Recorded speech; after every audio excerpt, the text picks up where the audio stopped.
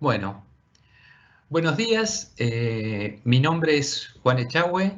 Yo soy director de investigación y desarrollo aquí en Practia y quiero agradecerles a todos de tomarse estos minutos para compartir con nosotros y para conversar sobre ciencia de datos. Em, esta charla es como la primera de una serie de charlas sobre ciencia de datos e inteligencia artificial que estamos dando en Practia Academy, muchas de ellas por gente mucho más capaz que yo, así que, y más divertida, así que los invito a participar, a atender la charla de hoy y también a sumarse a otras que estamos dando dentro de este mismo marco. Tenemos una hora, vamos a ser muy estrictos con el tiempo, agradeciendo el tiempo que ustedes ya nos dedican. Y bueno, vamos a pasar ahora a la presentación, que eso me parece que lo tenés que hacer vos, Julián. Gracias. Ah, Vamos a hablar entonces de ciencia de datos en un mundo muy particular, que es el mundo en el que estamos viviendo ahora, en que los datos están en todos lados y nos inundan y son muy valiosos y se vuelven como aquella cosa que todos deseamos tener. Hace unos años, cuando empezamos nosotros a hablar de datos, cuando queríamos introducir el tema de los datos, mostrábamos cosas como esta. Decíamos, estamos hablando de 2011, casi una década. En Internet ocurren montones de cosas a la vez, todo el tiempo. Y eso es súper interesante y esto para mí es una muy buena presentación de ciencia de datos, porque la pregunta de última es, ¿por qué nos interesa trabajar en ciencia de datos? Ya antes teníamos datos, ¿qué pasó? ¿Por qué trabajamos en ciencia de datos? En verdad hay dos cosas que la ciencia de datos nos puede aportar, y esto quizás es lo más importante que hay en la charla, lo di al principio por si alguien tiene que bajarse, es cuando tenemos muchísimos datos, se hace muy difícil interpretar. Todos podemos interpretar 7, 10, 50.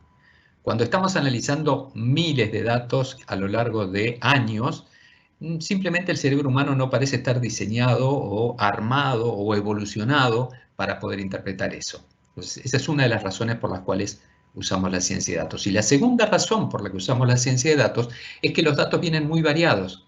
Entonces nosotros podemos decir, bueno, mira, ¿sabes qué? Yo estoy re al tanto de lo que pasa en LinkedIn. Entonces yo veo, ahora ya es imposible, pero en ese tiempo yo veo cómo va creciendo, cómo se arma este tipo de cosas. Ahora, si yo trato de entender cómo funciona LinkedIn junto con cómo funciona YouTube, entonces sí, pero la gente que funciona YouTube y la gente que está en LinkedIn, y entonces si hay más LinkedIn, más YouTube, si yo trato de entender cómo evolucionan dos variables a la vez, eso tampoco es algo que nuestro cerebro está muy bien acostumbrado a funcionar y es también en eso en que ciencia de datos nos puede ayudar. Entonces, la primera idea es, ¿cuándo es especialmente útil ciencia de datos? Y ya lo veíamos aquí en el 2011, es cuando nuestro cerebro tiene que procesar muchísima cantidad de datos y cuando esa muchísima cantidad de datos incluye más de una variable. Entonces, en esos momentos es que la ciencia de datos empieza a mostrar su valor. En verdad, este gráfico es de hace 9 años. Este gráfico se sigue haciendo año a año, simplemente los números están explotando y vienen explotando desde hace varios años en un crecimiento que todos entendemos que es exponencial y que muestra ya de que es imposible aproximarse a seguir la cantidad de cosas que están evolucionando. Pero hace unos años contábamos esto basados y decíamos la ciencia de datos tiene que ver mucho con la cantidad de datos que hay. En verdad, esto es solo la mitad de la historia. Hoy cuando contamos la historia no contamos que la ciencia de datos es importante por la cantidad de datos que hay, sino que contamos a partir de algunos pequeños números. La ciencia de datos no trata solamente de los datos, sino que trata de cómo extraer valor a partir de los datos. Entonces, hace un tiempo decíamos, lo importante para mirar en ciencia de datos es la cantidad de datos que hay. Hoy, en el nivel que tiene de desarrollo de la disciplina, lo que pensamos es, la ciencia de datos hay que mirar cómo genera valor para las organizaciones utilizar los datos. Y les voy a contar la historia que está detrás de estos $840.000. Entonces, de lo que quiero hablar hoy es, en primer lugar, de cuál es el valor de la ciencia de datos. Y después quiero bajar un poquito sobre cómo lo vamos haciendo. Voy a contar cuál es el rol del científico y del equipo en la ciencia de datos. En principio pensábamos que la clave era el científico, hoy pensamos que la clave es el equipo. Cómo trabaja ese equipo, cuál es el proceso que sigue y cómo ese proceso va cambiando a medida que la organización va madurando.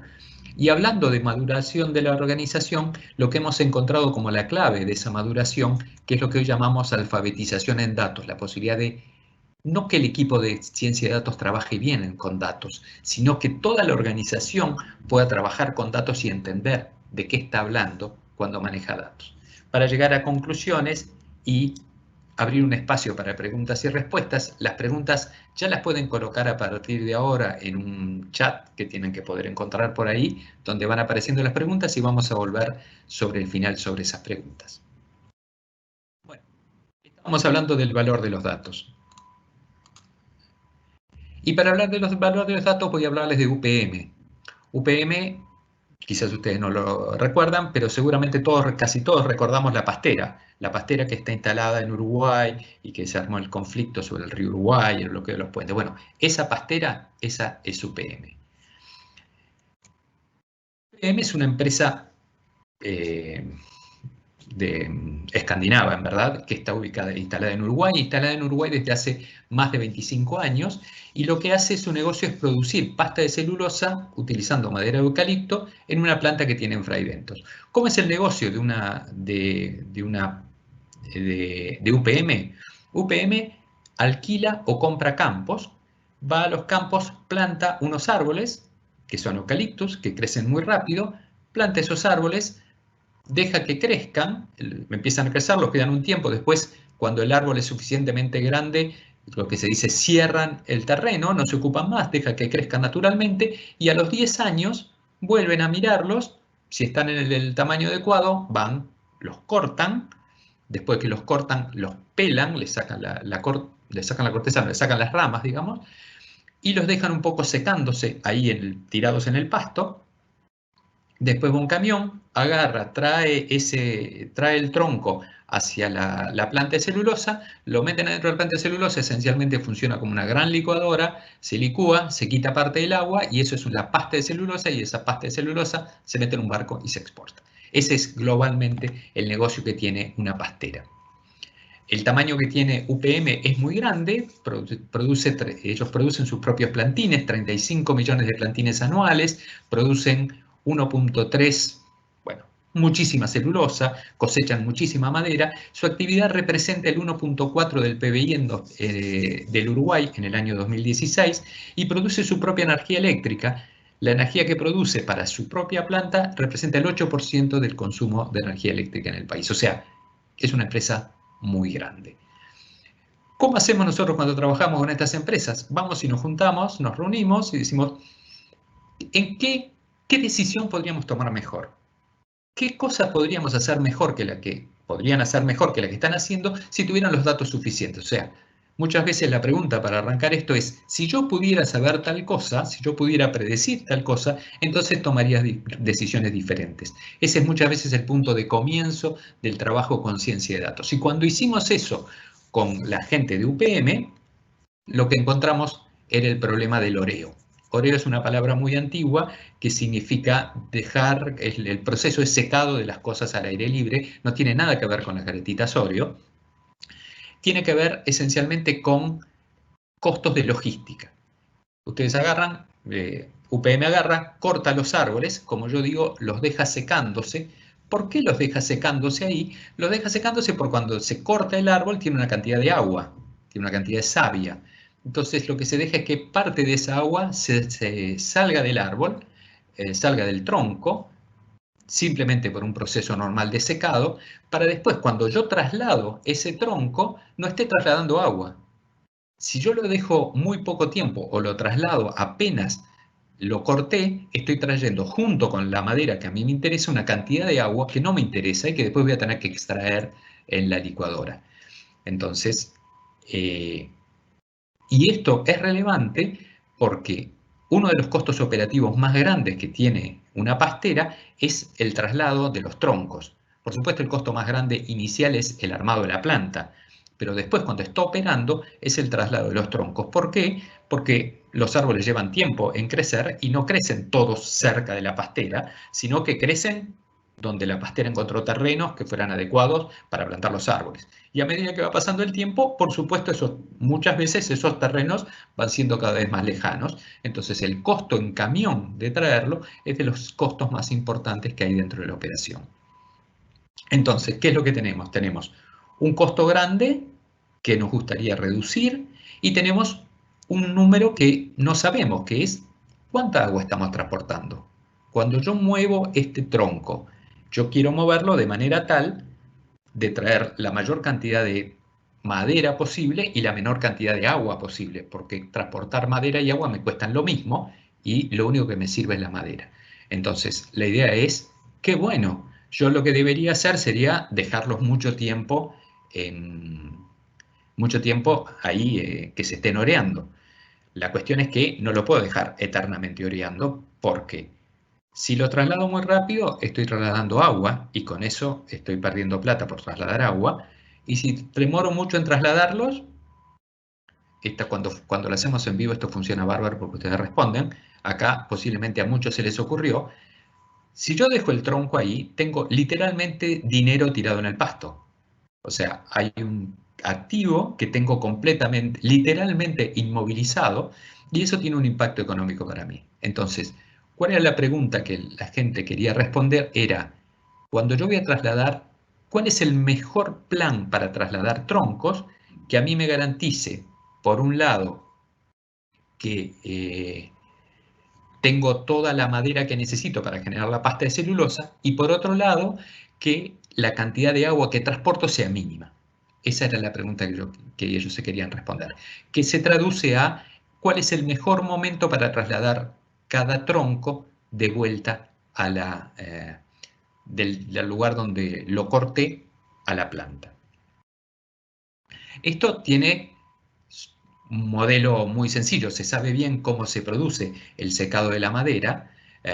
Lo que tenemos dibujado es un tronco y bueno, cuando uno corta un tronco, la madera se va secando por los extremos, o sea, la parte que está contra el extremo se seca un poquito y entonces el agua se desplaza hacia los extremos y se va redistribuyendo. Obviamente, el tronco no se seca a través de la corteza es la herramienta que tiene la naturaleza para evitar que el tronco se seque, se va secando por las puntas y lo que se va viendo es que se va distribuyendo el agua. Entonces, si hacemos una gráfica que muestra cuál es la cantidad de agua que hay adentro, que es lo que yo estoy tratando de prever, cuál es la cantidad de agua que hay adentro del tronco, este tipo de cuentas, o este tipo de razonamiento de física, me dice que lo que debería tener es una caída exponencial. O sea, empiezo teniendo bastante agua, después menos, después menos, después menos, después se va secando, después va quedándose una cantidad residual prácticamente constante. Es esto lo que me produce el modelo.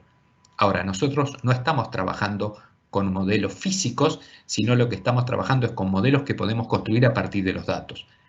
¿Qué es lo que podemos hacer? Y podemos agarrar una cantidad de troncos y medir cuál es la densidad que tienen a partir del tiempo de secado. Es eso lo que se hace en la puerta de la fábrica. Cuando está por entrar a la planta un tronco, se mide cuál es la densidad de ese tronco y se anota. Este tronco que vino de tal lugar y que tuvo tanto tiempo de secado y que lo trajo tal camión, tiene esta densidad cuando entré. Entonces, si miramos eso, deberíamos en algún sentido ver la exponencial que está bajando.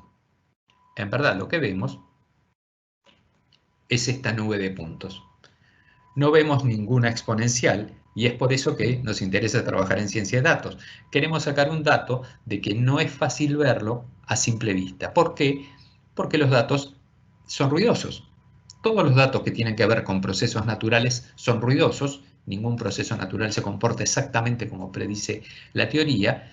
Y hay muchas más cosas, además de la adecuación de la teoría, que me introducen este tema de el ruido o la dificultad para ver la curva que está ocurriendo ahí abajo. Muchas cosas que tienen que ver con la biología, otras que tienen que ver con la meteorología, si llovió o no llovió en ese mes, en el mes anterior, con la geografía.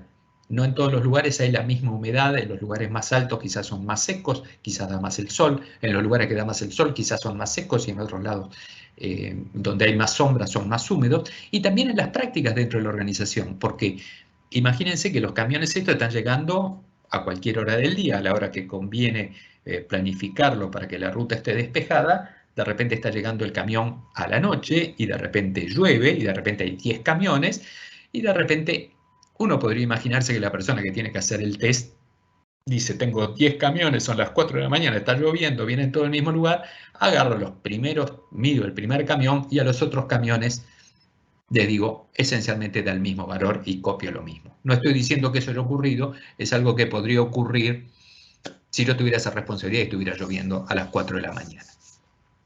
Entonces, es a partir de este tema en que uno tiene una idea de cómo las cosas deberían funcionar y un modelo teórico, un modelo físico, y tiene una cantidad de datos ruidosos, y es valioso para mí obtener un modelo que me prediga qué es lo que va a pasar mañana a partir de lo que puedo aprender con estos datos ruidosos. Cuando yo hago eso, en general nosotros como organización lo que hacemos es tratamos de mantener juntos tres componentes fundamentales. Un componente es el valor, y esos tres componentes son los que aparecen en este dibujo. El valor de lo que yo quiero hacer es reducir los costos de logística. ¿Y cómo lo quiero hacer? Bueno, en el momento en que se va a planificar la logística y se dice vas a buscar en tal lugar y después en tal otro y después en tal y el camión tiene que ir para allá, para acá, tengo que tener una información sobre cuál es la cantidad de madera que realmente voy a estar trayendo y la cantidad de agua que voy a estar transportando. Si sé eso, sé cuántos camiones tengo que mandar, para qué lugar, y sé cuál es la mejor secuencia de mandar los camiones. Si bien estoy trabajando con datos, un foco fundamental para mí es saber cuál es el valor de lo que yo estoy haciendo.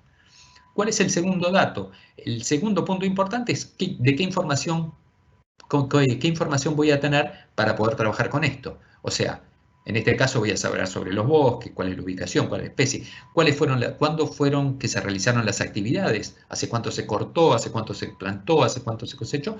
Y tengo también datos sobre, ok, y cuando yo tuve una planta que estuvo tanto tiempo en tal lugar, ¿cuál es la densidad? Y si yo hubo este clima, ¿cuál es la densidad? O sea, ese es el conjunto de información que yo tengo. Y después, cuáles son los procesos analíticos que voy a utilizar. En este caso voy a hacer una predicción de la densidad en el campo y para eso voy a usar dos técnicas diferentes. Una aproximación polinomial por partes y una de redes neuronales. No nos vamos a preocupar acá cómo funcionan estas dos técnicas, estoy contando el ejemplo en general. Y el punto importante acá es que si voy a hacer ciencia de datos, lo que necesito tener en cuenta es que siempre arriba de la mesa tengo tres componentes. Tengo el componente del valor, para el cual estoy haciendo esto.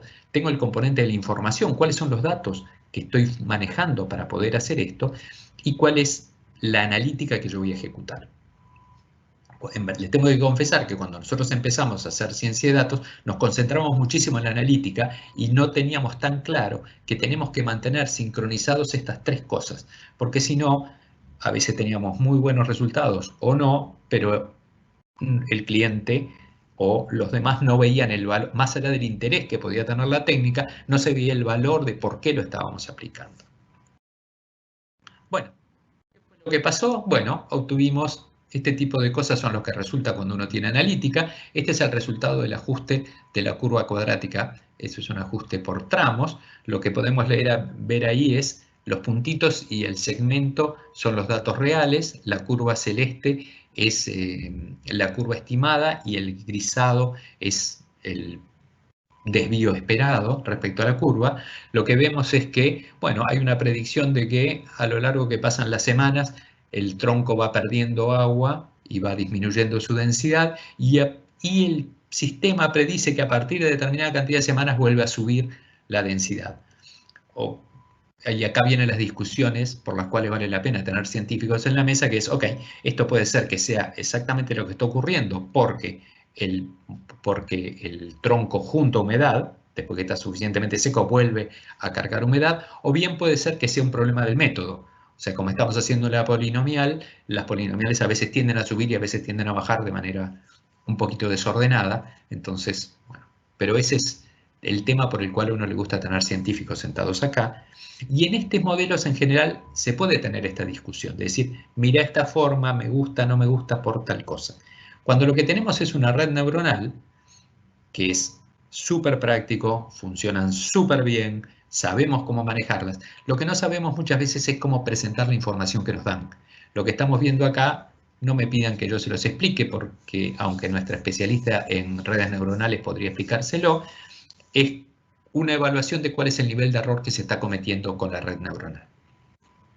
Lo presento porque muchas veces cuando trabajamos en ciencia de datos, trabajamos en uno de dos sabores, o en el sabor de que tenemos resultados buenos y podemos dar la intuición de por qué los tenemos buenos, porque tenemos una curva que acá baja y se comporta así, o tenemos resultados buenos y en verdad no podemos explicar muy bien cómo los obtuvimos.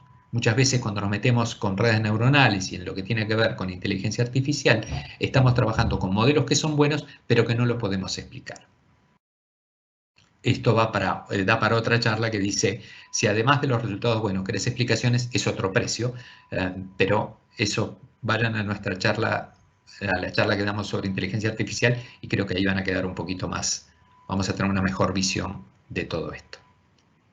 Bueno, el asunto es que después de aplicar nuestros métodos, lo que hicimos fue medir que si se hubieran utilizado nuestros métodos para operar en el año 2017, en ese caso la organización hubiera obtenido una disminución en los costos de traslado, en esos costos específicos, de alrededor del 2%, y eso representaba, cuentas hechas por nosotros, alrededor de $840.000.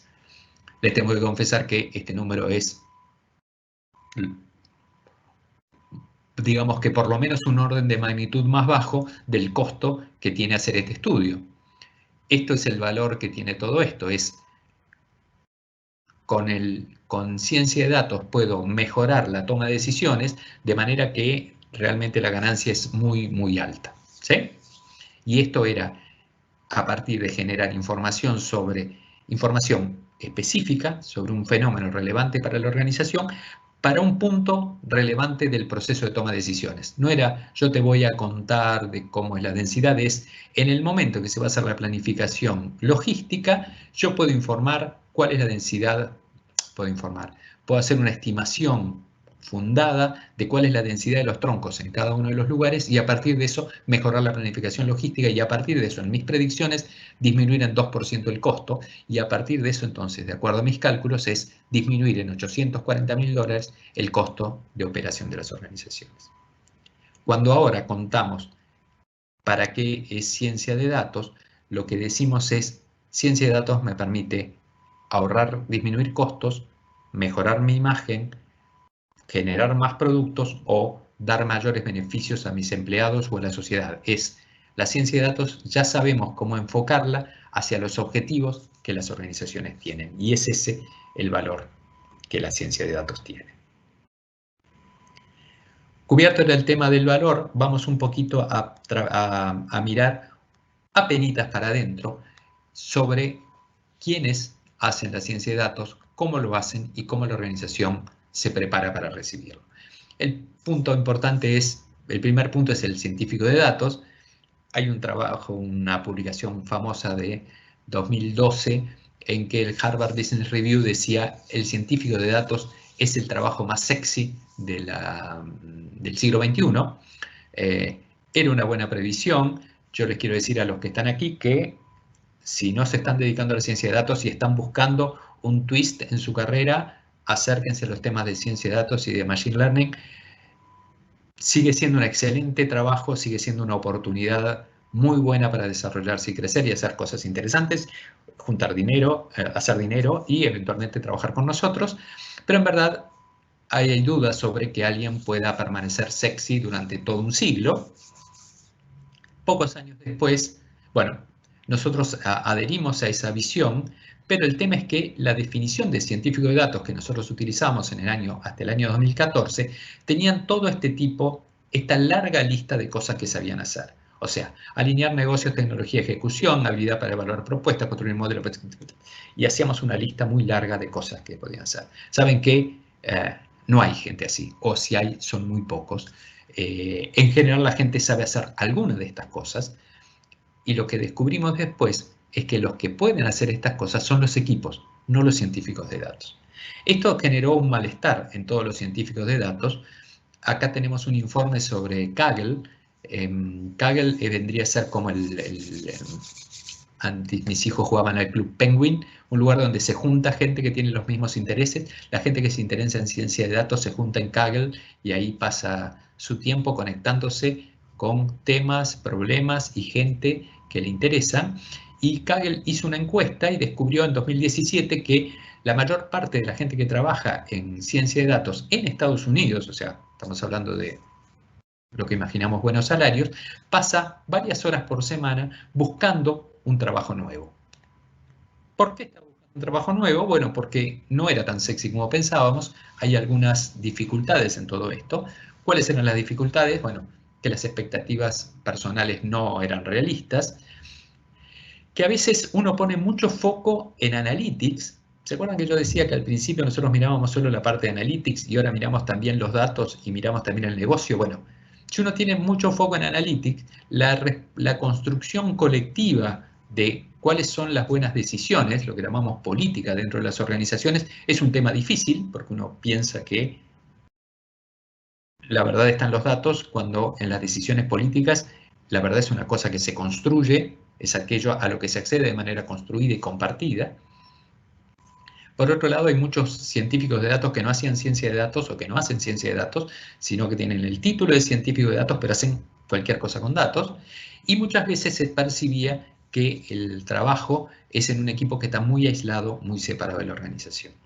¿Cuál es la respuesta que hubo de la comunidad que hace ciencia de datos a esta situación, que es a la que es la respuesta que nosotros damos ahora? Bueno, la primera es que, perdón, es alergia, no es otra cosa.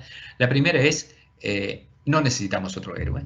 Esta es una película del 85 muy buena y tiene un tema exactamente este, que es, no necesitamos otro héroe.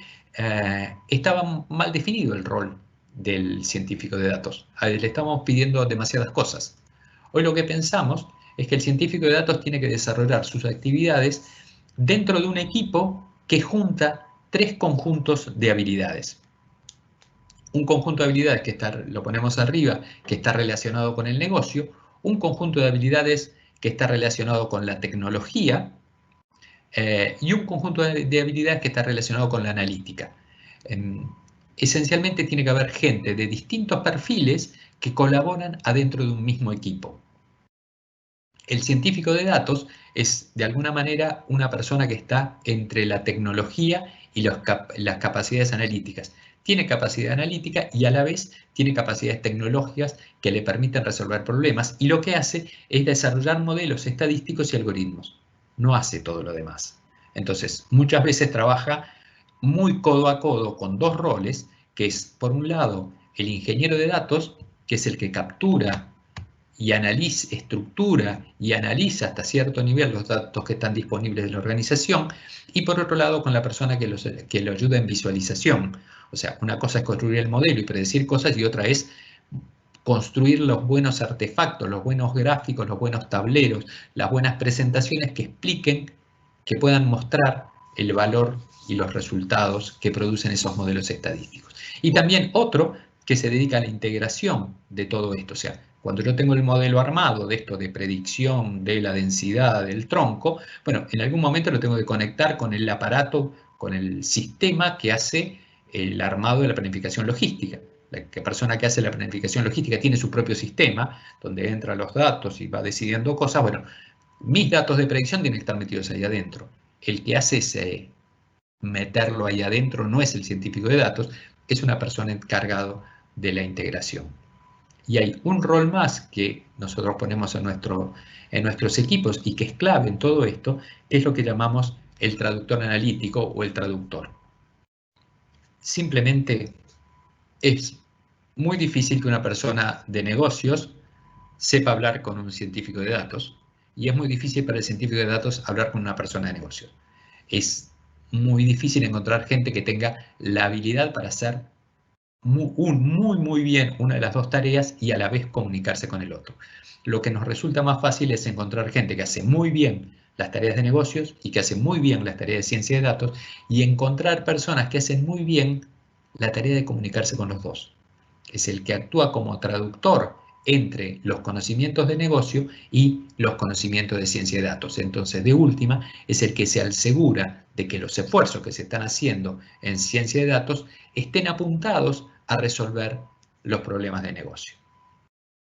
Es un tema que nosotros encontramos recurrentemente, es que todo el esfuerzo que se ponga en que esa traducción funcione bien son de los esfuerzos extremadamente rentables dentro de los proyectos. Por supuesto necesitamos muy buenos científicos de datos, por supuesto necesitamos gente que conozca el negocio, pero si no tenemos a la persona que puede unir las dos cosas, el valor que se genera en ese proyecto se pierde. No es percibido por la organización y los resultados no son utilizados. Entonces, de las cosas que fuimos descubriendo es que el rol de traductor es uno de los roles claves que tenemos que tener en los equipos. Muchas veces el corazón de los equipos es la parte de abajo, los ingenieros de datos, los científicos de datos y la gente de visualización. En los hechos, cuando describimos de manera muy gruesa cuál es el proceso en ciencia de datos, aparecen lugares específicos para estos tres roles. Tenemos una parte que se dedica a hacer lo que llamamos la ingesta, que obtiene los datos, de donde estén en la organización, los deja disponibles para el análisis y en algún sentido los unifica. No los unifica en el sentido que interviene sobre los datos de la organización, sino que pone las columnas una al lado de la otra para que se pueda trabajar. Está la tarea de analítica, que es la que hace esencialmente el científico de datos, y está la tarea de visualización, que es aquel que se encarga de mostrar qué es lo que el científico de datos, los resultados que producen los trabajos del científico de datos. Pero ahora ya lo que nos estamos metiendo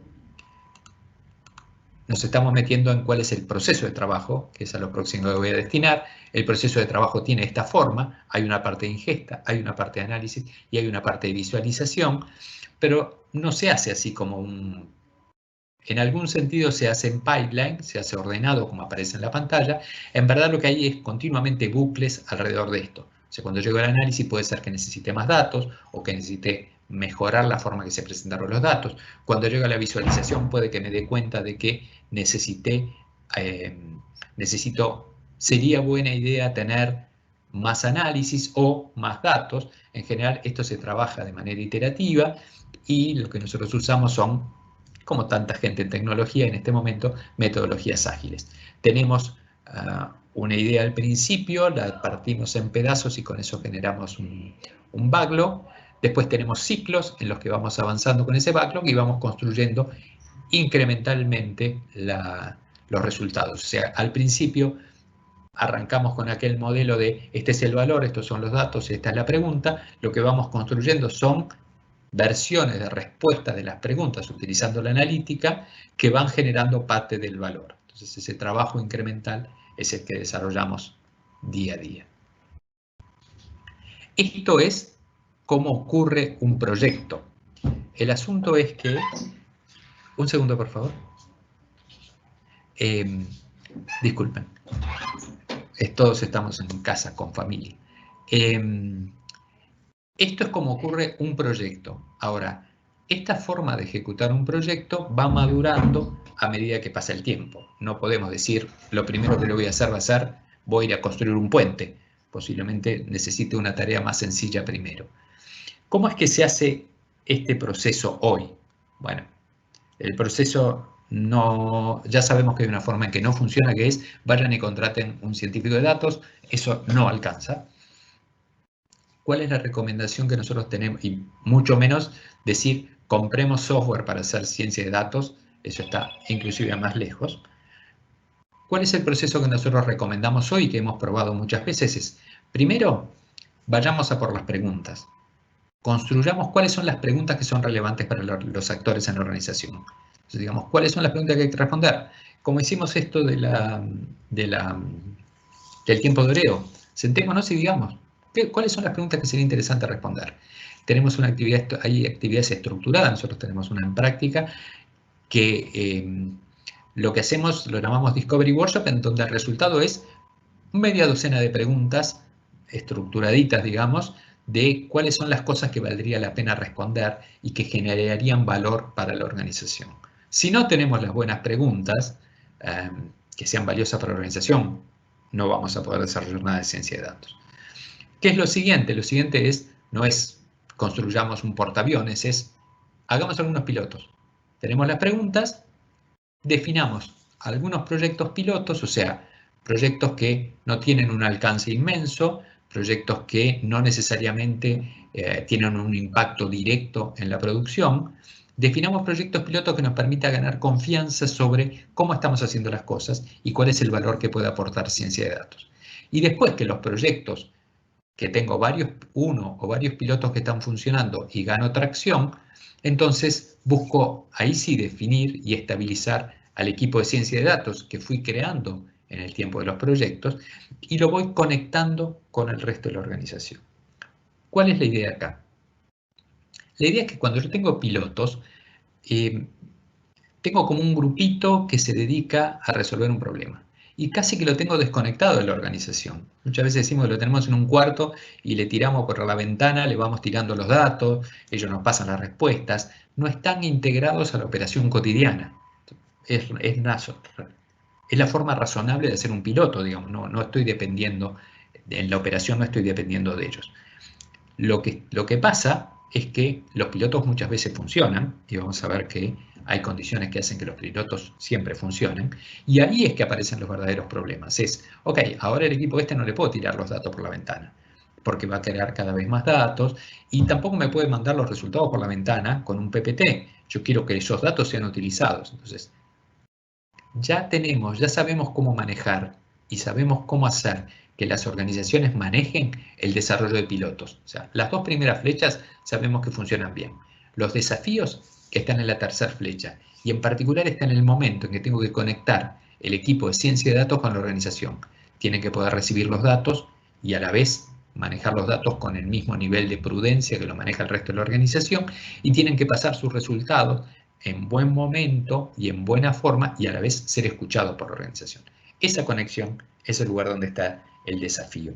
Pero eso, posiblemente para los que están escuchando esta charla, es una cosa que se hace después. No nos vamos a ocupar de eso ahora. Para muchos de los que están aquí, en nuestra experiencia, para los que les interesa esta charla, lo que están es pensando en hacer pilotos. Y acá viene uno de los secretos mejor guardados. Los pilotos de ciencia de datos siempre funcionan. Quiere decir, con ciertas restricciones o con ciertas condiciones. Los datos que tiene la organización seguramente alcanzan. Algunos opinamos que nuestros datos son muy buenos, otros opinamos que son muy malos. No son ni son tan buenos ni son tan malos y en general sirven para responder preguntas. Segundo, no nos interesan las preguntas que se haga Google ni las que haga McKinsey, nos interesan las preguntas que salen de la propia organización. Tenemos que buscar a alguien que tenga que resolver un problema, para lo cual tener información de qué estaría pasando en el futuro, o tener información sobre cosas de los cuales tienen los datos pero no tienen la información elaborada, les sea valioso. Y la tercera cosa que se necesita es hacer ciencia de datos. Ciencia de datos son 3 palabras. Es ciencia aplicada a los datos. No es una palabra ciencia de datos. Hay que aplicar métodos científicos para trabajar con esto. Hay una cantidad de trampas y de cosas que uno podría hacer y que uno muchas veces encuentra en la prensa cuando se mal analizan los datos, y el tiempo del coronavirus nos pone en esa situación.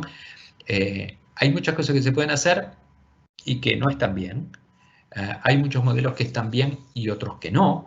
Hay muchos modelos que están muy mal y hay algunas prácticas que están muy mal y es la ciencia la que nos ayuda a separar eso. Nos ayuda a decir qué es lo prudente de hacer y lo que no es prudente de hacer. Si tenemos los datos que tenemos una pregunta de negocios y tenemos una aproximación científica al trabajo con los datos, los pilotos siempre funcionan.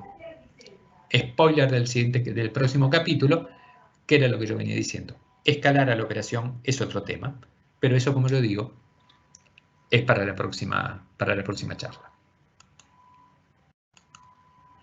En general, cuando tratamos de contar un poquito qué es lo que va a pasar, pero esto es para la próxima charla, en verdad lo que tratamos de hacer es no solo mantener funcionando lo que llamamos la rueda del medio, que es la parte analítica, sino queremos mantener funcionando conectado junto con la parte de datos, conectado junto con la parte de datos y conectado junto con la parte de negocio. Cuando uno consigue que datos, analítica y negocio funcionen juntos, es cuando tenemos bien funcionando una organización basada en datos. Dicho sea de paso, hay otra charla de estas que creo que se llama de la analítica al negocio, ida y vuelta, donde contamos un poquito más cómo funciona todo esto. Están invitados a la próxima vez que la dictemos. Bueno, y estábamos hablando de las dificultades que tienen las organizaciones para conectarse con el equipo de ciencia de datos. Esto no es solo un tema de procesos, y es de las cosas que hemos aprendido estos años. Es que tenemos dificultad para saber trabajar con datos. Y esto a mí me gusta ejemplificarlo con este dibujo. Muchas veces cuando estamos mirando datos estamos en esta situación, que sería un supermercado japonés. En verdad no tengo la más mínima idea de qué es lo que está pasando aquí. En verdad no sé ni siquiera leer, no estoy seguro que lo que estén mirando sea sopa, o sean gelatinas, o sean tés. En una de esas unas son una cosa y otras cosas son otra, y yo no lo puedo distinguir. Muchas veces cuando estamos mirando cosas elaboradas con datos estamos en esta situación, y por eso decimos que tenemos un problema de alfabetización. Ni siquiera sabemos leerlo. Este problema fue identificado, es una versión de un tema que ya tenía Deming, que nos gusta mucho el siglo pasado. Deming decía, sin datos, eres solamente otra persona dando su opinión. Nosotros adherimos a esta posición de Deming, pero tengamos en cuenta de que Deming vivía en un mundo donde no había esta velocidad de difusión de datos. O sea, posiblemente todos los datos que estaban disponibles en el mundo en el que vivía Deming son los datos que ahora podemos generar en un par de días. O sea, ahora tenemos muchísimo más datos y el problema de trabajar con los datos sigue siendo tan relevante como era en el momento de Deming, pero ahora requiere que volvamos a aprender, que tomemos una nueva habilidad para trabajar con esos datos, que es lo que nosotros llamamos ahora alfabetización en datos. El punto para que la organización se vuelva una organización guiada por los datos o tome lo que hoy entendemos es el mayor valor a partir de ciencia de datos, es conectar todos estos procesos, pero también que la gente sepa manejarse con datos o esté alfabetizada en datos. Cuando hablamos de alfabetización en datos, lo que queremos decir, para decirlo más explícitamente, es la capacidad de leer, escribir y comunicar datos en un cierto contexto. ¿Cuál es el contexto? El contexto no es una cosa genérica. El contexto es de la vida de los datos, de dónde salieron, cuáles son las fuentes, cómo se construyeron, de la analítica, cuáles son los métodos y los modelos que se utilizaron, y del negocio, cuál es el valor que tienen estas cosas para el negocio. Nuevamente encontramos los tres costados, el costado datos, el costado analítica y el costado negocio. Cuando podamos manejar de esas tres cosas y comprenderlo realmente, vamos a poder decir que avanzamos en nuestra alfabetización en datos. Bueno, estoy bastante bien cumpliendo la hora. Quiero contar cuáles son las conclusiones que a mí me gustaría que se llevaran de esto, además de las preguntas que deben ser más interesantes que todo esto. La primera es, hoy cuando hablamos de ciencia de datos, lo que hablamos es de valor para el negocio. Y valor, como se miden los otros valores, dinero. No, el ciencia de datos no trata hoy sobre la cantidad de datos que están disponibles, trata sobre cómo puedo obtener valor sobre la cantidad de datos que están disponibles. Segunda cosa, ¿cómo puedo iniciar el proceso hoy? No voy a iniciar construyendo un portaaviones. Lo primero que tengo que hacer es construir preguntas. Para eso hay una actividad estructurada que es el descubrimiento de las preguntas y después ejecutar pilotos. El secreto es esos pilotos, si todo lo anterior lo hiciste bien y utilizas ciencia de datos, van a funcionar. Entonces vas a meter a la organización en un problema complicado que es cómo escalar en esto. Cómo escalar en esto es estabilizar y conectar al equipo de ciencia de datos y ahí es donde aparecen los verdaderos desafíos organizacionales hasta lo que conocemos hoy.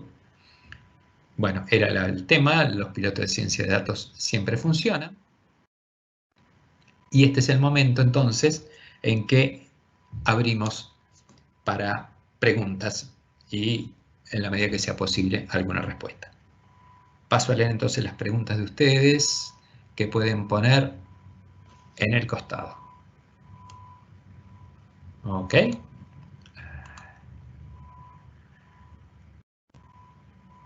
Muy buena. Bueno, tengo la primera pregunta de Marcelo. Dice, al definir primero las preguntas, ¿no estaríamos sesgando los datos para obtener las respuestas? En algún sentido, sí. Hay como un juego entre preguntas y datos. Hay preguntas que son muy relevantes para las que puedo sentir que no tengo datos suficientes. Entonces, sí, a veces hago preguntas y no puedo, estoy sesgando los datos en el sentido de que necesito tener los datos de determinada cosa. Por ejemplo, nosotros trabajamos bastante en temas de, de retención de clientes, o sea, de evitar abandono. Y bueno, para eso necesito datos demográficos de cuáles son mis clientes, necesito datos de comportamiento de uso de mis servicios y productos. Si no tengo eso, no voy a poder avanzar. Entonces sí, estoy sesgando cuáles son los datos que voy a necesitar. En verdad, es legítimo preguntarse por qué empezamos por las preguntas y no empezamos por los datos. El tema es que las preguntas están sesgando a los datos, pero las preguntas están mucho más atadas al valor. Estamos acostumbrados a escuchar que mucha gente dice ahora los datos son lo más valioso que tengo, etcétera, etcétera, etcétera, lo cual quizás sea cierto, pero estando trabajando en operación o estando trabajando en gerencia, lo que uno necesita es cómo extraer valor de esos datos. Y ese valor muchas veces arranca por la pregunta.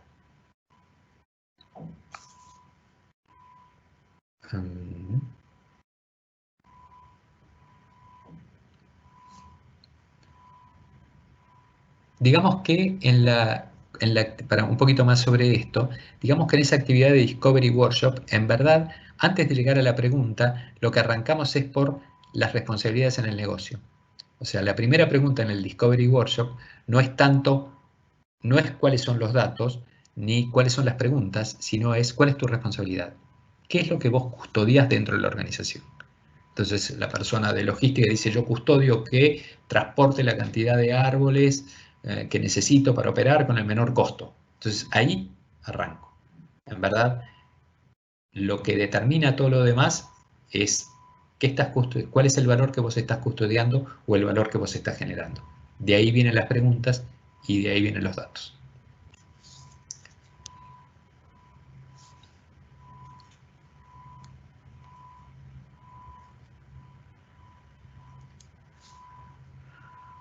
Bueno, aparentemente fui absurdamente claro en mis presentaciones. Si no aparece ninguna pregunta más en los próximos segundos, paso a simplemente agradecerles mucho que me hayan acompañado hoy. Como les decía, dentro de Practia Academy, tenemos una serie de charlas que vamos dando relacionadas con temas de datos. Hay una sobre introducción a inteligencia artificial, hay otra en que miramos con más cuidado cuáles son los temas de cómo es que podemos medir nuestro aporte al negocio, esencialmente. ¿Cuál es la conexión entre los modelos en ciencia de datos y los modelos de negocio? Y después tenemos más yendo a la parte de ciencia de datos, tenemos sobre técnicas específicas de ciencia de datos, como árboles de decisión, tenemos sobre herramientas específicas de ciencia de datos, como paquetes dentro de Python, y la herramienta Canine, que es una forma de cómo entrar en ciencia de datos sin haber atravesado el proceso de aprender a programar. En cualquier caso, y además de esto, tenemos en Academy una cantidad de otros temas que seguramente le puedan resultar interesantes. Con esto, lo único que me queda es agradecerles una vez más muchísimo su tiempo y espero volver a verlos por acá. Un segundo. Acá. Bueno, Carlos me pregunta, ¿cómo hacer una selección de datos a tener en cuenta? Es una excelente pregunta. En general uno se reúne con gente que sabe cuáles son los datos que hay en la organización, o sea que cuando uno arranca no arranca del vacío, sino que uno está trabajando con la gente que sabe cuáles son los datos, Y los datos a tener en cuenta, uno arranca de los que a partir del conocimiento uno piensa que pueden responder la pregunta. En verdad lo que uno hace es tironea del valor, a partir del valor tironea de la pregunta y a partir de la pregunta tironea de los datos y empieza en algún sentido lo que se llama un comportamiento exploratorio, empieza a explorar si los datos que tiene realmente aportan información sobre la pregunta. Ahí se hace la selección. No es una decisión, es todo un proceso y se llama análisis exploratorio.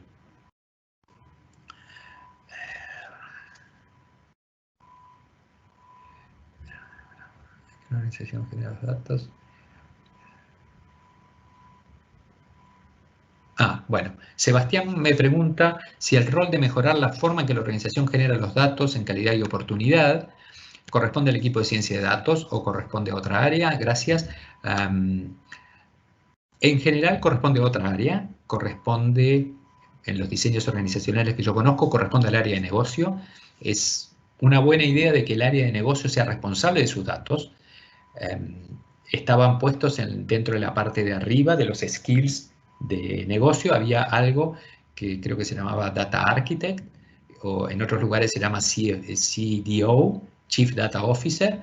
Es aquel dentro de la organización, más del lado de negocio, que custodia cuáles son los datos relevantes. Muchas veces para el trabajo de él depende el equipo de ciencia de datos, pero su principal foco es asegurarse de que haya un adecuado gobierno, que haya una adecuada identificación de los datos valiosos de la organización, que haya un adecuado gobierno, o sea, que se tomen en los lugares adecuados las buenas decisiones sobre cómo manejar los datos y que haya una buena gestión de los datos, de que los datos se manejen adecuadamente. Pero eso es mucho más un tema de negocio, porque esos datos, antes de ser utilizados por Analytics, son utilizados por todas las áreas de negocio. O sea que es relevante el área de negocios ahí.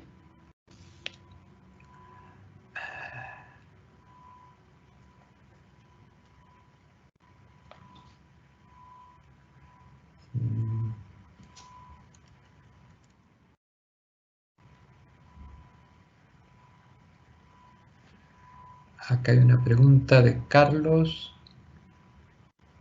Hay una pregunta de Carlos que tiene que ver con los datos y cuándo los datos pueden meter basura o no pueden meter basura. Esa es una gran pregunta. Nunca sabemos si un dato va a meter basura o no antes de haberlo procesado.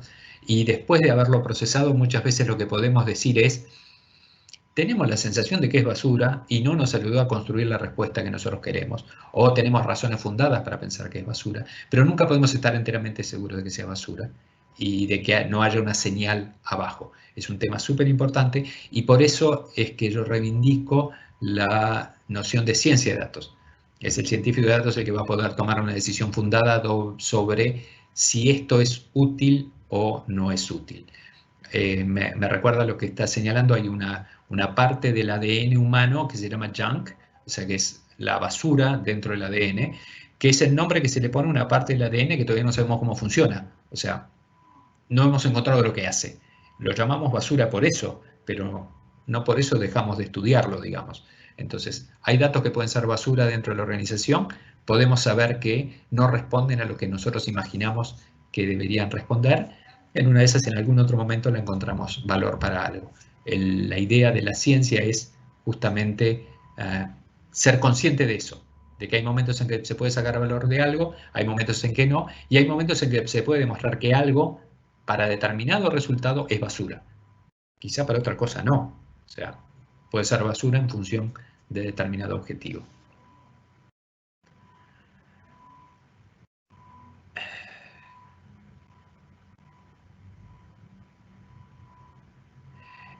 Hay otra pregunta que tiene que ver, una pregunta de Pablo, sobre cuál es la relación entre el esfuerzo que tiene que ver con la preparación de los datos y la utilización en la toma de decisiones. El esfuerzo para organizar de los datos es muy alta y en general lo toma el equipo de ciencia de datos porque hasta que vos no usas algo no sabés si está bien ordenado. O sea, si hay un dato que se viene recolectando y nadie lo usa, en verdad es como la parte de la casa en que se supone que está bien ordenada, pero nadie lo usa. O ese aparatito que vos tenés y que lo vas a usar y cuando lo vas a usar no tiene pilas, está rota la pantalla, está desactualizado el sistema operativo. O sea, cuando vos vas a utilizar las cosas es que realmente empezás a apreciar ciertas características de calidad y te das cuenta que no la tiene. Ahí hay un balance que hay que hacer. A veces vale la pena arreglar las cosas, a veces no vale la pena arreglarlo. No hay la respuesta, no siempre es evidente. Y va evolucionando a medida en que vamos obteniendo más técnicas de sacar valor de las cosas. O sea, no hay una respuesta clara a lo que no hay una respuesta única a la pregunta tuya. Y Marcelo Botti, y tomo la última pregunta para hoy, es ¿qué pasa si a la mitad del proceso cambian las preguntas? Esa es una excelente pregunta porque además es lo que pasa de manera sistemática. Para eso trabajamos con técnicas ágiles. Las técnicas ágiles a partir de Scrum nos permiten cambiar las preguntas. Muchas veces lo que cambia no es, cambia la pregunta pero no cambia el tema. Entonces decimos, bueno, no es exactamente esto, pero seguimos trabajando en el tema de determinar la densidad o mejorar la logística. Es como estaba diciendo, como en el trabajo científico. Lo que vos hiciste antes no necesariamente va a quedar invalidado. Vas a seguirlo usando, posiblemente no inmediatamente, posiblemente después, o posiblemente aprendiste de cómo resolver las cosas. Sin duda las preguntas cambian, sin duda los equipos tienen que estar preparados para eso, como en las demás cosas de gestión. Las preguntas van a cambiar, es bueno que las preguntas cambien, es importante aprender a acomodarnos a cómo esas cosas evolucionan.